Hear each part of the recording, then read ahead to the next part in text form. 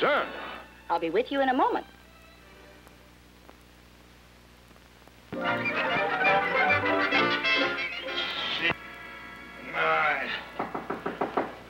11, 14, 15, 16, 17, 18, 19, 20. Isn't that cheating, sir? That door is made of excellent wood, Miss Pomeroy, for someone to knock on. Oh, well, I did knock, but I guess you didn't hear me. I'll try again. Come in. Yes, sir. What does that exercise do for you? Makes it possible for me to cope with you. Now, please sit down, Miss Pomeroy. No, thank you. I'm not tired. Sit down. When you're on your feet, you're a deadly weapon. Deadly weapon? Yes, a misguided missile. A misguided... Miss Pomeroy, we have some important press people aboard. Dan Jenkins, the Hollywood editor of TV Guide, and his photographer. They're on their way to Hawaii to cover the start of a new series. They're shooting aboard one of our liners. Oh, like the Gale Storm show. Well, who's she? You know. She's that girl people say like. Well, there couldn't be two of you. Well, the Home Office wants these people to get special attention. But you know me when it comes to special attention. Yes, indeed I do. And please create shipboard romances. Or your next trip to Hawaii will be aboard a torpedo. A torpedo with a live warhead.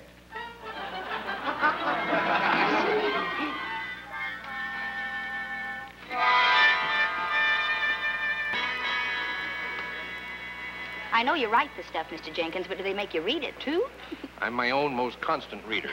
You're Miss, Susanna Pomeroy, the social director. Captain Huxley gave me strict orders to see that you and your photographer have a wonderful trip. Is he around? She, Penny Carlton.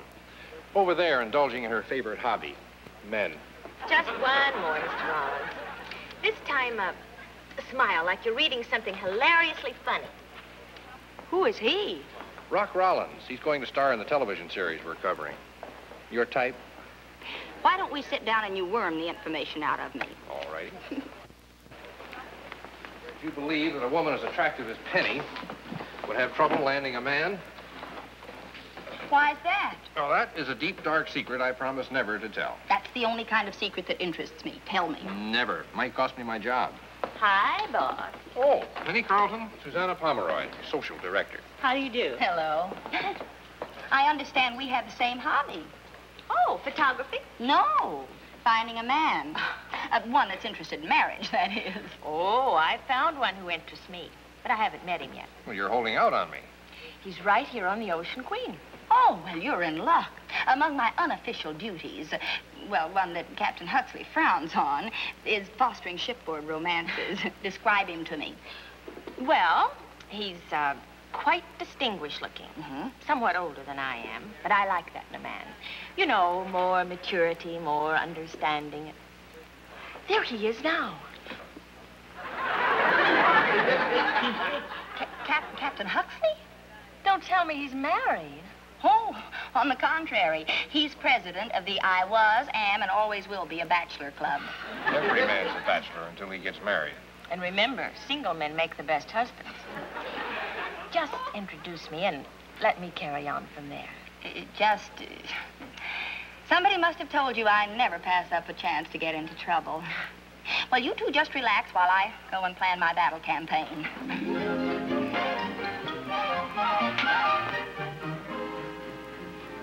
Susanna, will you stop? You don't have to walk to Hawaii. We're on a ship, remember? But if I introduce Penny to the captain, she won't leave him alone. He won't have any privacy, and he'll lower the boom on me. Maybe he likes her. After all, he's a man and she's a woman. What's that got to do with it? Well, you can't beat the arrangement. Go, go, go. Go where? Oh, I'm talking to my chin. It's trying to be twins, maybe triplets. You remember what happened the last time I introduced that beautiful woman to Captain Huxley? It was on that cruise to Morocco. Captain Huxley advised you to join the Foreign Legion. If I'd been smart, I would have done it. Oh, can't you do something the simple, easy way, just once? Like, introduce them, then lower a lifeboat and maybe get picked up by a passing steamer? No, tell your problem to the captain. Oh, that would never work. It's too easy. Well?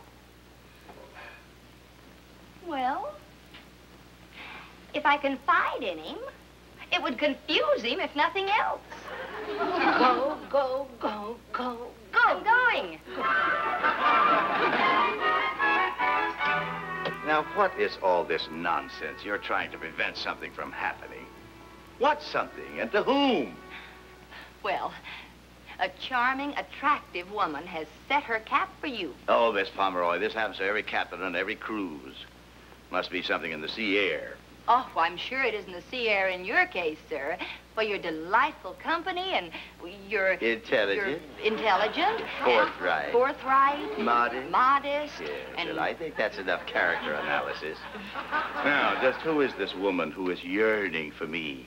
Penny Carlton, the magazine photographer. Oh, well, you have no problem, Miss Pomeroy, and neither have I.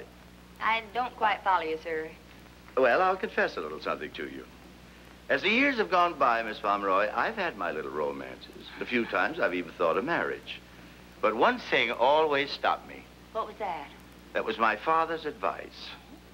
Son, he said, before you embark upon the stormy sea of matrimony, always remember this. You can marry more money in 1 minute than you can earn in a lifetime. I was a good son, Miss Pomeroy. I took my father's advice. And it gave me a wonderful reason for remaining a bachelor.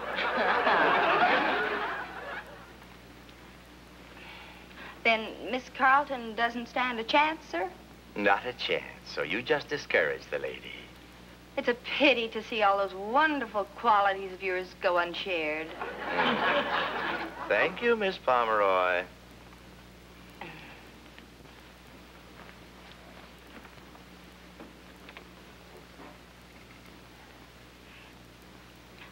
What if I found you a woman who is equally intelligent, forthright, modest, and loaded up to here? Well, she might stand a chance with intelligent, forthright, and modest me. Yes, sir. Yes, sir. That's right. All you have to do is pretend you're rich. You know, mention a few oil wells, cattle ranches, steel mills, anything you'd invest your money in, if you had any.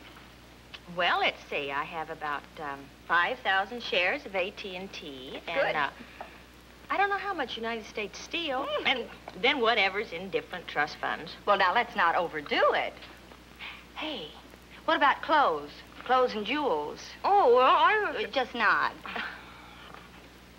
But will they pass for real? Oh. Good. Captain Huxley wouldn't know the difference anyway. Look, Susanna, I think I ought to tell you that... Oh, now, you're not going to let me down, are you? Just be at the captain's table tonight for dinner, okay? Okay. Oh, I was going to see you next. You're sitting at the captain's table for dinner. Oh, will he be there? Oh, he certainly will, and so will Penny. Cupid strikes again. I lose more arrows this way. May I come in? Big intrigue. I have to pretend I'm wealthy. Pretend? Well, why don't you tell Susanna you were rich and that you went to work for us just to prove you could stand on your own 2 little feet? I couldn't even get a word in edgewise. I was lucky she even let me nod my head. Well, I'm glad I brought along my good emeralds. How do you think this will look? Completely vulgar. By all means, wear them. She is, too. Shall we dance? Do you dance as divinely as the captain? Well, thank you, my dear. Well, I don't rock and roll or jitterbug the way the captain does, but I'll give it my best.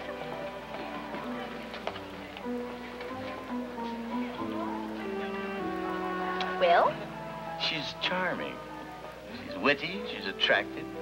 But now, why is she trying to convince me that she's rich? Oh, well, I don't think she's... Oh, really, Miss Pomeroy, you think I'm a fool? That borrowed mink stole, all that fake jewelry? And what do you think she talked about now all the time we were dancing? You? No. She talked about her country home on Long Island, the little mountain shack she has up in the Adirondacks, the little place on the Riviera. Really, Miss Pomeroy. Pardon me, sir. I have a radiogram from Miss Carlton. Oh, you have? So you're in on this, too, huh? In on what, sir? Thank you, Cedric. Miss Pomeroy, I have had the hook and the bait out for me before. Now, you just mark my words. When Miss Carlton returns to the table, she'll read this radiogram, and then she'll mumble something to herself like, "Oh, dear me. This demands my immediate attention, or I will lose a fortune tomorrow in the market." Then she'll hurry off, leaving me counting the minutes until I see her again. Will you say you're sorry, sir, when you find out you're wrong? Gladly. But if I'm right, what will you do? Start swimming back to the mainland. Fine. Then I'll be only too happy to lend you a compass. Thank you, boss. You're not a bad dancer at all. Well, that's what I keep telling my wife. Miss Carlton, this radiogram came for you. I hope it's nothing disturbing.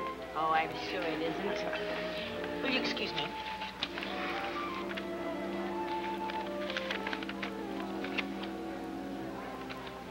Oh, dear. Well, this demands an immediate answer, or I'll lose a fortune in the market tomorrow. Will you excuse me, please? Oh, no, thanks. Would you gentlemen excuse me, please? I thought we were going to have the next dance together. Well, I've already made a date to go swimming. Due east. Swimming? Due east? Yes. And as for the lovely lady with the country home on Long Island, the mountain lodge in the Adirondacks, and the little place on the Riviera... She told you about them. She certainly did. Why, it was supposed to be a secret? Sure was. She's a fine photographer, but she wouldn't come to work for us until we promised that we wouldn't tell anyone who she was. Who she was? You mean all this is true? Every dollar of it. Does Miss Pomeroy know? I mean, Miss Carlton is really rich? No, I don't believe so. I see. Well, now, don't tell her. As a personal favor to me, will you please not tell her? Until I give you the word? Is it a deal? So it's a deal. Because I'm going to have a lovely time teaching Miss Pomeroy to stop meddling with other people's lives. If I can read faces, everything's all fouled up. How would you like to join me in a midnight swim to San Francisco? The captain didn't fall for your little scheme? She went overboard, like I'm supposed to. You're lucky. Lucky? Sure. Just think how much worse off you'd be if the captain had believed her and then found out that she wasn't rich. Tell me about your place on the Riviera. Will I like it? Oh, you'll simply adore it. He believed her. For the next few days, Susanna Pomeroy, the Miss Lonely Hearts of the Seven Seas, suffered as she had never suffered before. I had created a Frankenstein monster by turning Cupid. Mind you, I like to see two happy people together, but not when a time bomb is tick, tick, ticking away. A time bomb with my initials on it.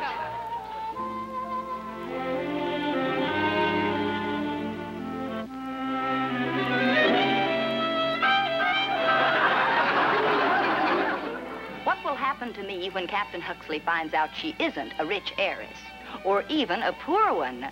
Don't tune in tomorrow for this dramatic turn of events, because I might be out of a job by then. Nugie, you read a lot of detective books. Now, what does the innocent victim do when she's caught in a trap she can't get out of? Oh, she analyzes the case and for 30 or 40 pages. Well, we don't have that much time. Tomorrow we arrive at Hawaii and they're getting married the next day on the beach at Waikiki. Are you sure? I've got small ears, but they hear a lot. Let's do this scientifically. Question 1, are you sure she loves him? 2, are you sure he loves her? 3, how do we find the answers? That third question is the one that interests me. And the only one I can answer. You can? Sure. I gave Miss Carlton a manicure in her cabin today, and while I was working on her left hand, what do you think she was writing in with her right? I give up. Her diary. She keeps a diary. Nugie, are Are you suggesting that I go to her cabin while she's away and steal her diary? No, you couldn't do anything that dishonest. Then what? Well, her cabin is full of photographic equipment. No, I know that. And we could take a picture of every page in the diary since she's met Captain Huxley. And if the evidence is what it always is in detective stories, then you won't be shark bait. Nugie, you're brilliant. Oh, I wish some dumb man would discover it. You're my very next project. Well, shall we do a little candid camera work while the young lovers are dancing the hours away?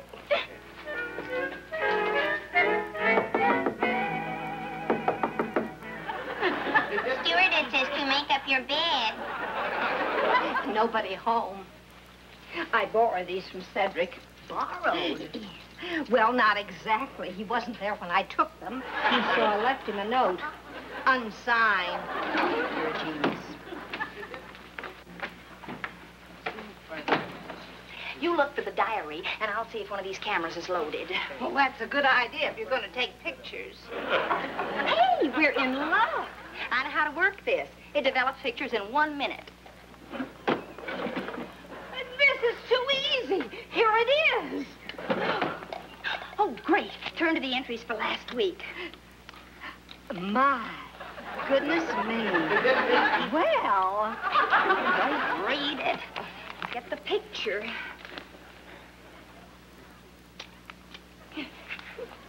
I didn't finish reading it. I'm beginning to wonder if my plan is going to work. I've been spending every minute with the captain to try to make him... Penny, for the past 4 days, you have made me feel 10 years younger. I thought this trip was going to be all work and no play. Won't take me but a minute to change from these high heels into some walking shoes. 1 minute away from you will seem like an eternity. Oh, Captain Huxley.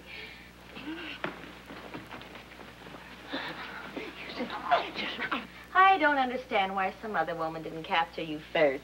Well, I never met one with that elusive quality called charm before. I don't believe a word you're saying, but don't stop. The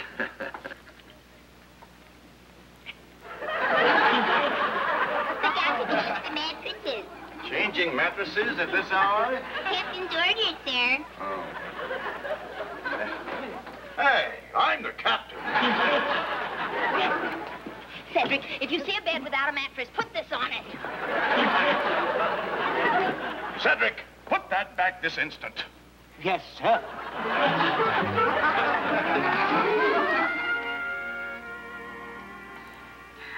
I think Captain Huxley knows I'm really rich, but thank goodness he doesn't know I'm only using him to try to make Rock Rollins pay some attention to me. There's the hunk of man I'd like to support in the style he's unaccustomed to. The emeralds are real and hers.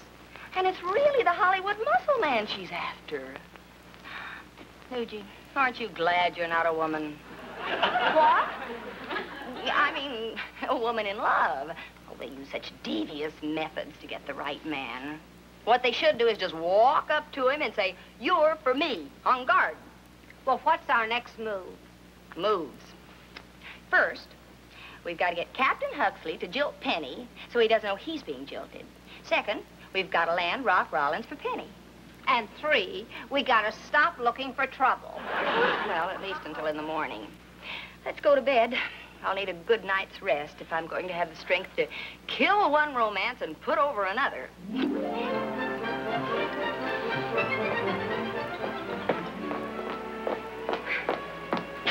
You're just the man I was looking for. Well, I wish it were true. Mr. Jenkins. Dan. Dan, you are Miss Carlton's boss, aren't you? Well, until I lose my job. Order her to drown. Drown? You've seen lots of television shows, haven't you? Oh, too many. And what happens when the big hero type, somebody like Rock Rollins, rescues the fair damsel whom he's never really looked at before? Oh, well, he takes her in his arms and says, "Where have you been all my life?" And she says, "Darling, fade out, commercial." But that only happens on your television screen.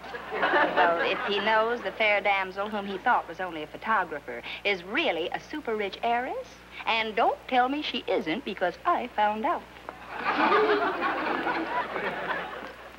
But Captain Huxley doesn't mind being stuck with Penny's millions. He won't be. He's just a decoy. A decoy? That's right. Penny's really got a big in for Rock Rollins. And don't ask me how I found that out. Oh, I like your Captain Huxley. This will break his heart. Oh, it won't when he learns that Penny's just got a phobia where she's trying to convince people that she's rich. But she is, and Captain Huxley knows it. Well, he'll soon unknow it. You just leave Captain Huxley and Penny to me.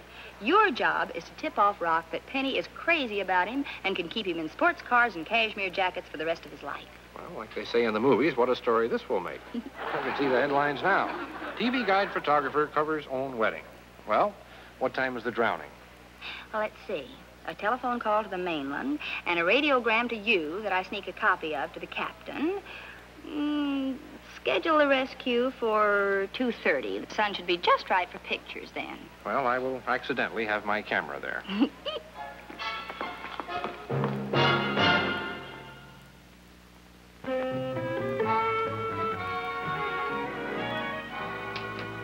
Here he comes.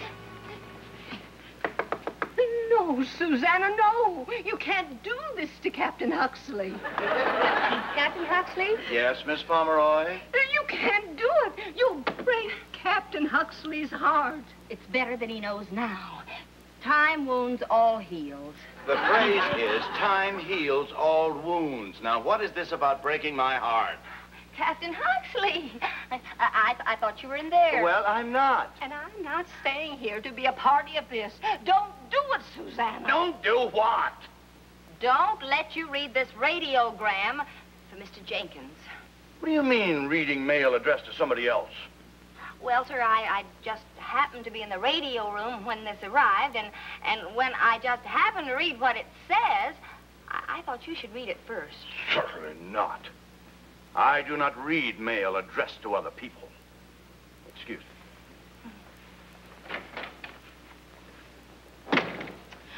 Come on. Miss Pomeroy, Yes, sir? you come in here and read it to me. Yes, sir.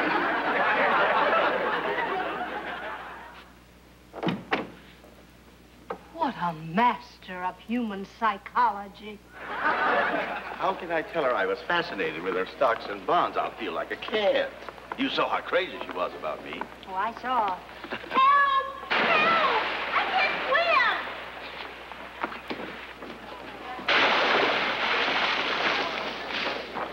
Help her! She's down! Oh, goodness. Hold her up! Hold her up!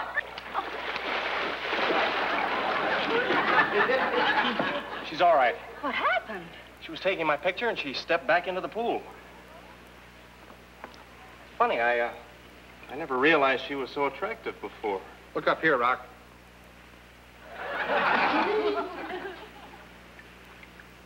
Where have you been all my life? Darling. Saved again. And by my father's advice. And me. Yeah, and you. Come in. You sent for me, sir? Yes, I did. I see where a certain TV star married a certain magazine photographer who happened to be the heiress to a certain number of $1 million. You mean she really was what she said she was when all of us thought she wasn't? Yeah. Shall I load that torpedo, sir? On the contrary, Miss Pomeroy. On the contrary? That's right. Miss Carter was so attractive that I almost forgot one other thing my father told me. What's that? Marry when you want to, son, but take your time about it. Like 50 or 60 years. Quite a man, your old man. You're quite a girl, old girl. Old Quite a girl, Susanna. Miss Pomeroy. Yes. Miss Pomeroy.